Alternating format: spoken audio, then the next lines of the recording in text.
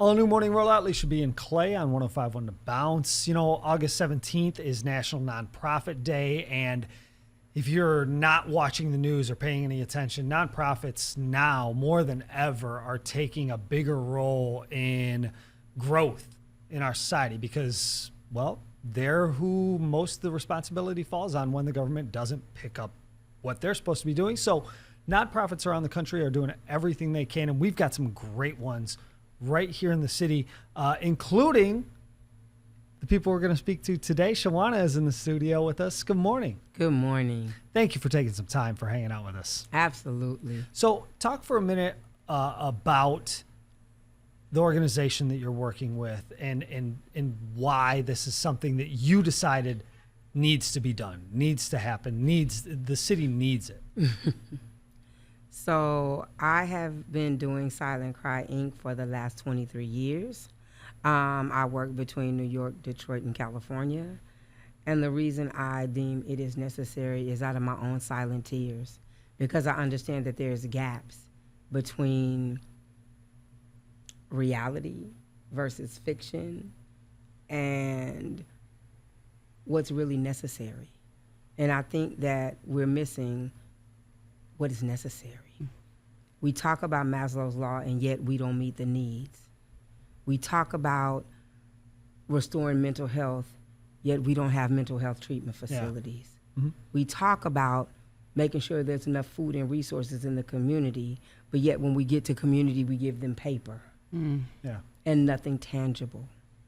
And I think it is my duty, it is my purpose, it is my passion to meet the needs of people one by one, to be a catalyst of change, to make sure that you go to community with food, to make sure you go to community with clothes, to make sure you go to people with resources other than words, because we don't have time for words anymore. Alicia and I talk about this daily. We do a thing called What's Good Detroit, where we focus on people that are doing good in the city, and it's kind of, doesn't it sound so familiar? Because one of the things we say is, when the community helps the community out, that's the best kind of... No matter how big or small it is, like that is very important to see your community helping each other. And I think the one thing that after researching Silent Cry that I love so much is that not only are you obviously advocating for people who are dealing with mass incarceration, gun violence, and loss, but you're not also just focusing on the victims, because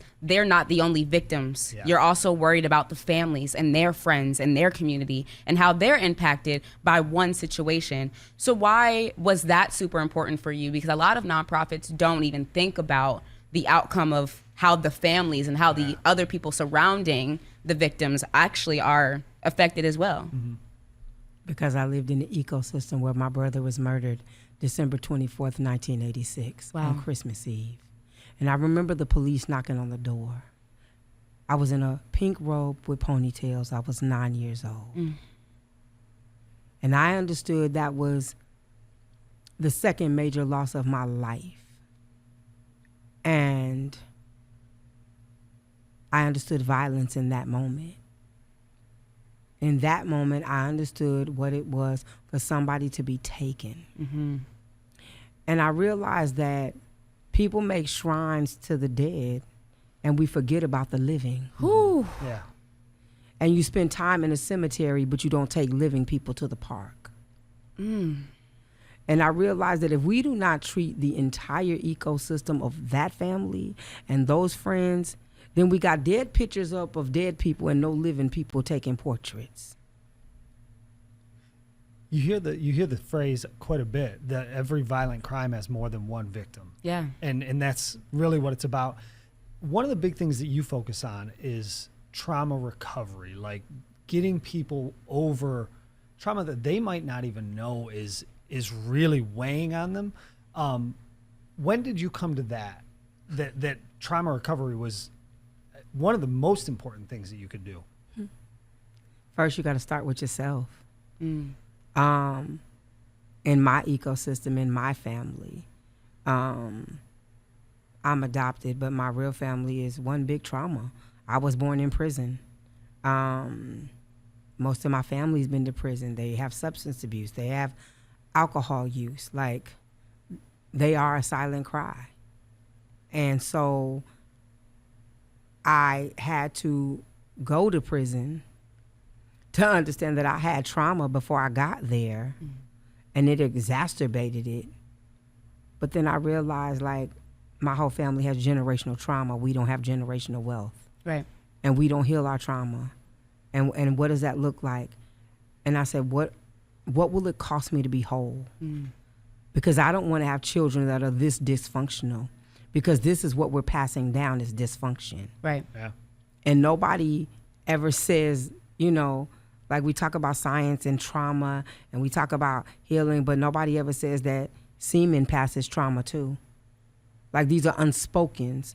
So if we do not heal men, then they're going to traumatize your children in the womb with their DNA. If we do not heal women, you're going to raise your children from broken spaces. And I apologize to my 23-year-old all the time, because I said, even though your mama was 23, I just came out of prison. I'm still in my trauma. I'm still 15 years old and I'm broken. And now I'm trying to raise you.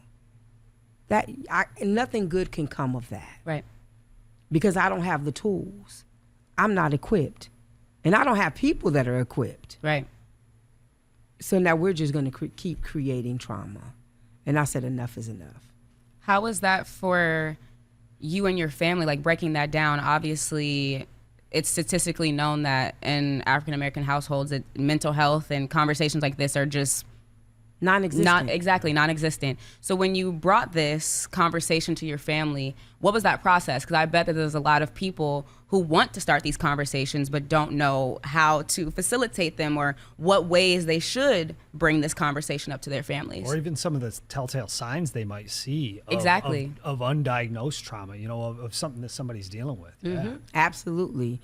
And for me, like I said, I was exacerbated by my ACEs, but prison accelerated a whole new deal. And coming home, people didn't understand why I would get in a shower with flip-flops on. Like, people don't understand, and it's hard to explain. Right. Why you scared to use a stove? Because I had a stinger, which is a coil and some water in a garbage can. And people just think, you know, you're just weird, but, like, no, I've been in a place where this is normal. And people just think, go home from prison and be well. How can I be well when I didn't go in well? I went in traumatized, and now I'm... Because it's not like they help you within. No. Yeah. And so what are you expecting? And I realized the ACEs plus post-traumatic prison disorder, I was a disaster. And the moment I really realized I needed to get well, I was ready to commit suicide, because healing hurts. And I created a hashtag, healing is like birthing a baby with no anesthetic. You just got to go through it. Healing doesn't feel good. And I think that's why in African-American community, we don't want to get healed, because we like to be numb and we like things that feel good. We don't like pain, and healing hurts. You're not wrong about that. I was going to say, that's a mic drop right there for sure. I mean, that is. So back to National Nonprofit Day. You know, the message is clear, you know, and it's obvious. And I think each person, if you say you don't feel it a little bit, you're lying. Especially right now. Yeah, exactly. So how should or could people engage with what you have going on? What is a way that someone who's just seeing this or just hearing this is like, wait a minute, I identify with this and I want to be involved? I would implore you to go to silentcryinc.org, which is my website. You can sign up to volunteer. You can donate. Because if you cannot be a part of something, donating is being a part of something. But if you can volunteer, sign up to do that. If you can make phone calls to legislators, we welcome you to volunteer and do that. Because right now, nonprofits are under attack more than we've ever been under attack in this country. We are losing money to serve. We are losing capacity to serve.